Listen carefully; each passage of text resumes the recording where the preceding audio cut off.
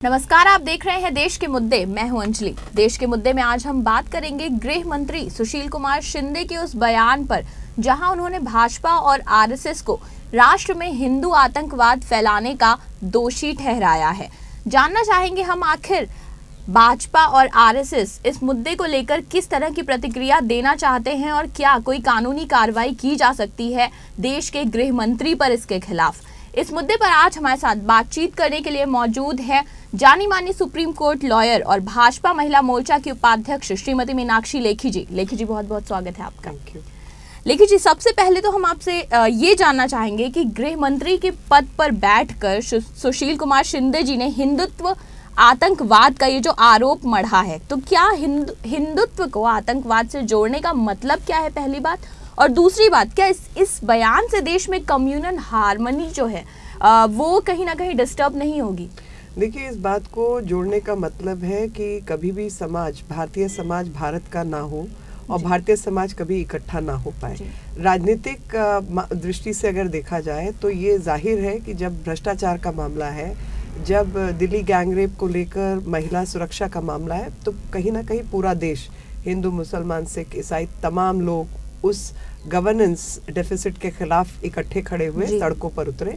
और उसी governance deficit के खिलाफ, जो कि इस सरकार का डेफिसिट है, बहुत बड़ा डेफिसिट है, और आज से नहीं, पिछले 8 सालों से, और पूरा देखा जाए तो भारत के 64 वर्ष पूरे होने जा रहे हैं। तो इन तमाम सालों के अंदर जो भारत का जिस तरीके से कांग्रेस सरकार ने देश को चलाया, उसका विरोध प्रकट कर रही है आज की जनता, और लोकतंत्र जो है जड़ें पकड़ रहा है। और जब लोकतंत्र जड़ें पकड़ रहा है और एक नया मध्य वर्ग तैयार हुआ है इस देश में, और किसी और के एहसान से नहीं, बल्कि कुछ थोड़ी बहुत नीतियाँ और कई सरकारें बीच में उनके काम, और साथ ही अपनी मेहनत से। सबसे बड़ी चीज़ जो इस देश के आम जनता है, आम मानस है, वो बहुत मेहनती और कर्मठ है, और वो अपनी मेहनत से, बावजूद उसके कि जिस तरीके की यहाँ पर भ्रष्टाचार और तमाम चीज़ें रहीं, फिर भी देश ने कुछ तरक्की की। उसका कारण जो है इस देश के सक्षम व्यक्ति और व्यक्तित्व है। तो जब वो देश इस तरीके से आगे बढ़ा और मध्य जो वर्ग के लोग हैं और युवा पीढ़ी जो है, उसने सड़कों पर इकट्ठे होकर तब्दीली की मांग की, तो कहीं ना कहीं इस सरकार को खौफ हुआ, डरने लगे, और इनके हाथ से राजसत्ता जो अभी तक लोगों को बांटकर काटकर चलती आ रही थी, उसको समेटे रखने का एक ही इनको कहते हैं desperate times and desperate methods. तो इन्होंने वही डेस्परेट मेथड को इस्तेमाल किया और जो देश का जनमानस है उसको टेररिज्म और आतंकवाद जैसे मुद्दे पर भी बांटने की कोशिश की, ताकि हिंदू और मुसलमानों के झगड़े बढ़े और कहीं ना कहीं उसका फायदा राजनीतिक ये उठा सके। क्योंकि इनका जो फायदा है और जिस तरीके से इनकी राजनीति चलती है, वो कहीं ना कहीं बहुत अधिक जो फंडामेंटलिस्ट वोट्स हैं उनके आधार पर चलती आई है। तो अपने खिसकते हुए वोट बैंक को रोकने के लिए इन्होंने ये हरकत की। लेकिन ये तो एक सेक्युलर पार्टी होने का दावा करते हैं। हाँ, सेक्युलर पार्टी। आप इनकी सेक्युलर पार्टी की अगर इतिहास उठा के देखें तो देश के सबसे ज्यादा दंगे, सबसे भयानक दंगे जो हैं वो इन्होंने ही करवाए हैं और पूरे देश भर में करवाए हैं। और जितने दंगे हुए आज तक, उसमें केंद्र में, राज्य में, चाहे वो बिहार का दंगा हो, चाहे वो उत्तर प्रदेश के दंगे हो, चाहे वो 84 राइट्स हो, चाहे वो गुजरात के 2002 से पहले के दंगे हो, तमाम दंगों में कांग्रेस सरकार लिप्त रही है। और 2002 के दंगों में भी जिनके बारे में इस तरीके से ये लोग बात करते, 2002 के दंगों में तकरीबन 25 कांग्रेसी नेता जिनको फांसी की सजा से लेकर उम्र कैद की सजाएं मिली हैं, जो उसमें सम्मिलित थे। जी। लेकिन अगर अब बात करें हम गृह मंत्री के इस बयान के पर जो लीगल एस्पेक्ट्स हैं उनको देखते हुए बात करें, जैसा हमारे कई दर्शक भी जानना चाहते हैं कि क्या अगर देश का गृह मंत्री ऐसे बयान दे रहे हैं तो उसके खिलाफ देश की सरकार कोई कानूनी कार्रवाई कर सकती है? हमारा संविधान इस पूरे बारे में क्या कहता है? देखिए, देश का कानून बहुत सक्षम है और देश का कानून हर उस व्यक्ति के खिलाफ कार्रवाई कर सकता है जो देश के साथ द्रोह करे, और देशद्रोह का मामला इन पर दर्ज हो सकता है। लेकिन देशद्रोह का मामला इन्वेस्टिगेट कौन करेगा? इन्वेस्टिगेट यही सरकार करेगी अपने खिलाफ। इस सरकार ने आज तक आतंकियों के खिलाफ तो संगठन में अपनी जो इन्वेस्टिगेशन है उसको आर पार नहीं किया, और उन लड़ाइयों को ये नहीं लड़ पाए, और ये देशद्रोह का मामला अपने होम मिनिस्टर के खिलाफ करेंगे, उस होम मिनिस्टर के खिलाफ जो कि जब आदर्श स्कैम हुआ वो महाराष्ट्र का चीफ मिनिस्टर था और वो सारी फाइलें जलाई गई मंत्रालय की आग में। तो ऐसे लोगों को जो कि लगातार इस तरीके की भ्रष्ट गतिविधियों में कहीं ना कहीं लिप्त हैं, ये मुख्यमंत्री थे महाराष्ट्र के जब आदर्श स्कैम हुआ और उसके बाद इनको प्रमोशन देके आपने होम मिनिस्टर बनाया। होम मिनिस्टर इस तरीके की खराब बयानबाजी करता है और उसका फायदा किसको मिलता है? उसका फायदा मिलता है हफीज सईद और जमात-उद-दावा को, जो सरकार आज तक अफजल गुरु के खिलाफ इकट्ठी कार्रवाई नहीं कर पाई सुप्रीम कोर्ट के फैसले के बाद, वो अपने होम मिनिस्टर और के खिलाफ जो है इन्वेस्टिगेट करेगा। इन्वेस्टिगेट करेगा कौन? मैं तो एक्चुअली अगर आप इनका पूरा प्रोफाइल देखें तो आप इस प्रोफाइल में देखेंगे कि आंध्र प्रदेश में नक्सलियों इलेक्शन जीतने के लिए और टीडीपी को हटाने के लिए इनकी नक्सलों के साथ साठगांठ थी और उस साठगांठ का नतीजा ये हुआ कि इन्होंने सीपीआईएम से जो बैन लगा हुआ था उसको उठाया। एमआईएम के साथ इनका कोएलिशन है। मुस्लिम लीग के खिलाफ 1947 से पहले लड़ाई होती थी और उसके बाद में जो है मुस्लिम लीग के साथ इनका 70 के बाद इनकी उनके साथ गठबंधन है। तो ये सरकार लगातार ऐसी तमाम गतिविधियों में लिप्त है जहां आप सबसे बड़ी बात, दिग्विजय सिंह जो कि जनरल सेक्रेटरी एक ऐसी पार्टी के, वो ओसामा को ओसामा जी करके एड्रेस करते हैं, वो सैयद हाफिज को साहब करके एड्रेस करते हैं, वो सलमान खुर्शीद कहते हैं कि जो उत्तर प्रदेश के जब इलेक्शन होने वाले थे कि सोनिया जी की आंखों से आंसू निकल गए बाटला हाउस का सुन के, तो मतलब, और जब दिल्ली में बच्चों के ऊपर आंसू गैस के गोले छोड़े जा रहे थे तो ये गोवा में जाके पार्टी कर रहे थे। इस तरीके की तो ये सरकार है और मैं तो चाहती हूँ कि इनके खिलाफ कोई अंतर्राष्ट्रीय एजेंसी कोई इनकी तहकीकात करे, क्योंकि अपनी सरकार से नॉर्मली उम्मीद होती है, पर जहाँ सरकार में ये बैठे हैं तो उनसे क्या उम्मीद हो सकती है। मगर इनके जो टेररिस्ट ऑर्गेनाइजेशंस हैं, इनके क्या लिंक्स है, किस तरीके से ये करते हैं, कहानी क्या है, क्योंकि कुछ साफ नहीं हो रहा। और लगातार देश के खिलाफ जब काम हो रहे हैं, जब हमारे सैनिकों के गले काटे जा रहे हैं तो इनकी जबान बंद रहती है। बिल्कुल। तो आपका ये कहना है कि संविधान हमारा बहुत मजबूत है, लेकिन हम कैसे भरोसा करें सरकार पर कि ये कार्रवाई करेगी अपने आदमी के खिलाफ, और वो भी ये ऐसा व्यक्ति क्या देश का गृह मंत्री बनने लायक है? लगता है जैसे कि पाकिस्तान का गृह मंत्री हो। बिल्कुल। तो सुशील कुमार शिंदे की ये जो बयानबाजी है, इसी पर अगर हम बात करें एक आम नागरिक के पर्सपेक्टिव से, अगर कोई गृह मंत्री के इस तरह के बयान से आहत है, क्योंकि जिस तरह के जैसा माहौल है देश में, और आज हाफिज सईद उठकर कह रहे हैं कि भारत को आतंकवादी राष्ट्र घोषित कर देना चाहिए, तो अगर कोई ऐसे बयान से एक आम नागरिक आहत है तो क्या वो अपनी तरफ से कोई कानूनी कार्रवाई करवा सकता है या कोई पीआईएल फाइल कर सकता है इसके अगेंस्ट? देखिए, पीआईएल नहीं बनती, इसमें पुलिस कंप्लेंट बनती है, इसमें एफआईआर बनती है और इसमें मैजिस्ट्रेट के आगे कार्रवाई बनती है।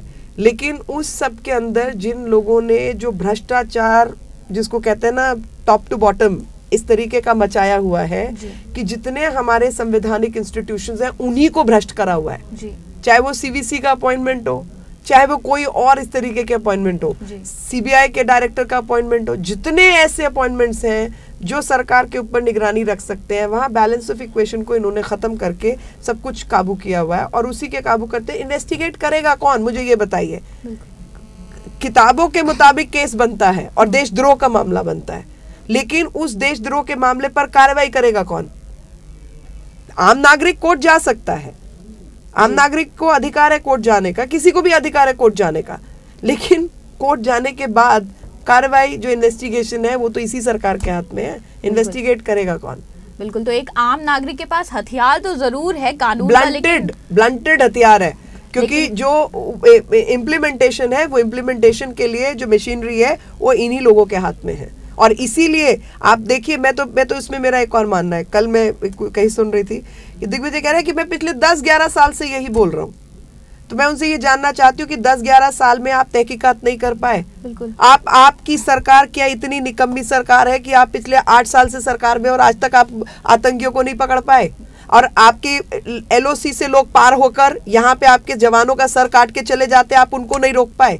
आप इन लोगों को वीजा देना चाहते हैं और वीजा देकर यहाँ इनको वीजा ऑन अराइवल की पॉलिसी आप सरकार लेके आ रही थी कि एक तो LOC के माध्यम से आप आ रहे हो अनऑफिशियली, अब ऑफिशियली भी आपके लिए दरवाजे खुले, आके बैठ जाओ। और सिर्फ यही नहीं, आज तक बांग्लादेशी माइग्रेंट्स यहाँ देश में घुस आए, बर्मीज माइग्रेंट यहाँ घुस आए, रोहिंग्याज घुस आए। आपने क्या किया? हमारे देश को तो धर्मशाला बना रखा है। देश के नागरिक के पास तो अधिकार ही नहीं है। देश के नागरिक के पास मात्र टैक्स देने का काम है, लेकिन उसको ये उम्मीद नहीं करनी चाहिए कि टैक्स देने के बाद मेरे देश के बॉर्डर भी सुरक्षित है या नहीं, आंतरिक सुरक्षा इस देश में मौजूद है या नहीं। और एक ऐसे व्यक्ति जब ये बात कर रहे हैं तो वो अपने एफिशिएंट सिस्टम का बता रहे हैं कि हम इतने एफिशिएंट हैं कि हम पिछले 10-12 साल से कुछ ही नहीं कर पाए। उन्हीं चीजों के ऊपर ATS कार्रवाई करती है 3 राज्यों की, उन्हीं चीजों पर कार्रवाई होती है CBI की, उन्हीं चीजों पर कार्रवाई होती है NIA की, जिसके पास कोई पूरा सपोर्ट स्ट्रक्चर ही नहीं है जी। तो ये जो राजनीतिकरण है, जो देशद्रोह, ये एक्चुअली देशद्रोह के मामले हैं। और इस देशद्रोह के मामले में जो हमारी सबसे बड़ी समस्या है वो ये है कि राजतंत्र उन लोगों के हाथ में है जिनकी तहकीकात होनी चाहिए जी। तो लेकिन जी सवाल बहुत सारे हैं, लेकिन अगर देखा जाए तो कांग्रेस की एकजुटता जो है वो बरकरार है। पूरी कांग्रेस इस बयान पर गृह मंत्री जी के साथ खड़ी है, उनके बैकअप सपोर्ट में खड़ी है। आखिर इस सबसे नतीजा क्या निकलता है? देखिए, सिर्फ कांग्रेस उनके साथ नहीं खड़ी है, उनके साथ हफीज सईद खड़े हैं, उनके साथ जमातुद दावा खड़ी है, उनके साथ ISI खड़ी है। और इसीलिए मैं ये जानना चाहती हूँ कि जो अंतर्राष्ट्रीय एजेंसीज हैं, जो अंतर्राष्ट्रीय आतंकियों की जांच कर रही हैं, उनको किसी को जांच करनी चाहिए कि ये कहानी है क्या आखिर, क्योंकि CIA की इन्वेस्टिगेशन है और समझौता ब्लास्ट के रहते, समझौता ब्लास्ट ISI ने करवाया, उस एजेंसी के रहते वहां पर हमारे पास यूनाइटेड नेशन सिक्योरिटी काउंसिल का रेजोल्यूशन है, बावजूद उस रेजोल्यूशन के भारत ने उस पर काम नहीं किया। मैं ये जानना चाहती हूँ क्यों। आज ऐसे बयान गृह मंत्री की तरफ से, एक ऐसा बयान आने के बाद और जैसी प्रतिक्रिया मिली है बॉर्डर के उस पार से, हमें जैसे पाकिस्तान से हमें प्रतिक्रिया मिली हाफिज सईद की, जिसको हम ढूंढ निकालना चाहते हैं, जिसको हम भारत लाना चाहते हैं, वो उल्टा कह रहा है कि भारत एक आतंकवादी राष्ट्र है। क्या देश को शर्मिंदगी झेलनी पड़ेगी गृह मंत्री की वजह से? हमारी तो पूरी पॉलिसी इन्होंने खराब कर दी है जी। अब तो हमें सदियों लग जाएंगी उसको ठीक करने में जी। बड़ी मुश्किल से एक हम मुकाम पे लेके आए थे जहां पर आतंकी घोषणा होने वाली थी, पाकिस्तान को आतंकवादी राज्य घोषित किया जाने वाला था और हम ही उसमें से बाहर निकल आए। उसमें मैं एक चीज और कहना चाहती हूँ, जब विषय आता है इनका तो उसमें एक और बहुत अहम बात है कि एक तो ये नेता जो इस तरीके की बयानबाजी कर रहे हैं, इनके अपने किससे क्या रिश्ते हैं उसकी जांच। दूसरा ये कि भारत की सरकार में ऐसे कौन से लोग बैठे हैं, कौन जिम्मेवार है जो मियादाद जैसे लोगों को वीजा दे रहा था जी। और जबकि उसके खिलाफ भारत की जो एम्बेसी है और जो फॉरेन मिनिस्ट्री है उसके खिलाफ पूरा एक डोजियर तैयार किया गया है, क्योंकि दाऊद इब्राहिम का पैसा मियादाद के द्वारा बिजनेसेस में लगाकर उसको ऑफिशियल किया जाता है। और ऐसे में जब वहाँ पे डोजियर मौजूद है, उस डोजियर के रहते हुए क्रिकेट का मैच होता है और ऐसे व्यक्ति को वीजा देने का काम भारत सरकार और होम मिनिस्ट्री और फॉरेन मिनिस्ट्री करती है। उसकी जांच होनी चाहिए कि कौन लोग जिम्मेवार हैं उसके लिए जी। और अगर मीडिया ने शायद इतना हो हल्ला ना मचाया होता तो मियादाद यहाँ पे आ भी गए। वो सिर्फ मियादाद नहीं, यहाँ तो वीजा ऑन अराइवल कर रहे थे ये लोग कि ऑफिशियली आप आइए और भाग जाइए, क्योंकि अब तक क्रिकेट में जितने लोग आए सबके सब वापस थोड़ा ही गए हैं जी।